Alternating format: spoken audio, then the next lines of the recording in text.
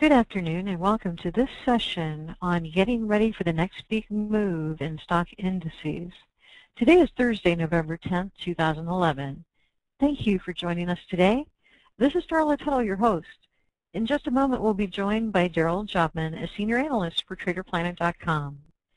The information conveyed in today's presentation is for informational purposes only. It is not a recommendation to buy or sell any trading instrument, and the opinion given by our presenter may change without notice at any time. Please also be aware that trading involves substantial risk of loss and therefore may not be suitable for all investors, and past performance is not indicative of future results. This webinar is being recorded and will be emailed to you, so you will be able to review this material again at your convenience. If you're new to attending Trader Planet webcasts, you'll be pleased to know that we have previously recorded sessions on our site at www.TraderPlanet.com. As an interactive event, Darrell will invite your questions at the conclusion of his lecture. Your questions let Darrell know if he's been effective with the discussion and helps as he prepares future presentations. So we hope you'll help him out by sending in some great questions. Simply type your questions within the Q&A frame on the lower right of your screen, and we'll stage the questions for Darrell to answer. As one of our more revered market analysts, Darrell Jobman trades his own personal account and has been involved in the financial markets for over 40 years.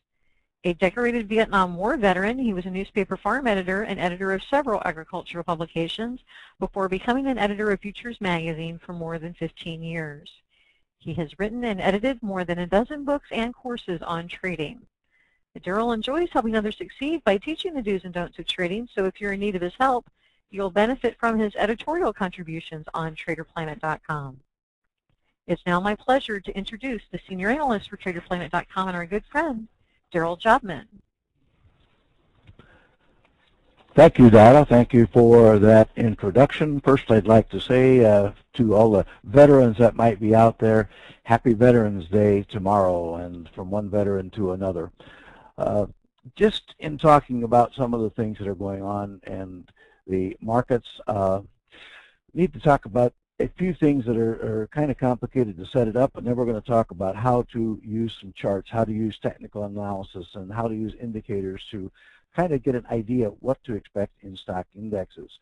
But first, also need to point out a couple of housekeeping types items brought to you today by the Vantage Point Intermarket Analysis software that we will be using for the charts, and secondly by Wassendorf and Associates, which is a publisher of SFO and also offers books through Traders Press. Between the combination of Wassendorf and Associates and TraderPlanet.com and Vantage Point, you have quite an information educational resource there that you can use to hopefully learn how to trade somewhat better. Well, getting into the topic at hand today, we're talking about, as I say, stock indexes, and we know that they can be very volatile. I know if you joined and said, okay, I want to know what that next big move is going to be, I want to say right up front, I don't know what the next big move is going to be. I'm not going to make a prediction on any move. I'm not going to make a conclusion that we are now back to August and have that big skid in front of us. Historically, as you probably know, if you've been trading for a while anyway, that November-April time period is a time to be long in stocks and stock indexes as a general rule. In the presidential election cycle, it's time to be long stocks as a general rule. Quite often we have in the Christmas holiday season, end-of-year season, the Santa Claus rally, but any one of those historically may or may not happen this year, and it's just some of those things that are coming about. We know yesterday we watched the volatility index, the VIX, jump up like 8 or 9 points in one day. Lots of other types of things that go on when you have the market going up 200, 300 points in a day and then drop 400 points in a day. Pretty much hard to define any kind of trend, or much less to try to catch it. But the theme is that we're preparing for the next big move, and that could very well be a broad sideways move. That is a move after all. You know that we may not have a lot of other choices if you're a trader of a number of different markets. If you look at, for example, agricultural markets, the final grains reports were released yesterday, November 9th, and they pretty much will be it for the year until January comes around with the final estimates, and so there's not a lot of activity really expected there. Some of the other markets, the interest rate markets, not a lot there, but between the currencies and the stock indexes, you have lots of things to play around. So what are the stock index traders what are they talking about these days? What are they looking for? Of course, everybody's mind, first and foremost, probably is on Europe and what's going to happen with Greece and Italy. And, each day you get news how Italy's situation is 6 times greater, economy is 6 times greater than Greece's. Could be a real disaster that spreads not just to Europe, but into the United States as well. And you get mood shifts from one day to the next. First of all, we get the word that the problems have been resolved, and then the next day we find out, well, it's been falling apart. The political structure isn't working. A lot of things that are going on there that are causing the European economy to weaken and deepen the recession threat.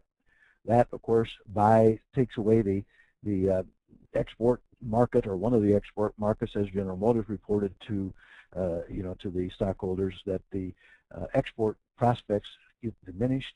That hurts the U.S. economy. When the U.S. economy weakens, well, that also affects China's economy, because a lot of our goods now come from China.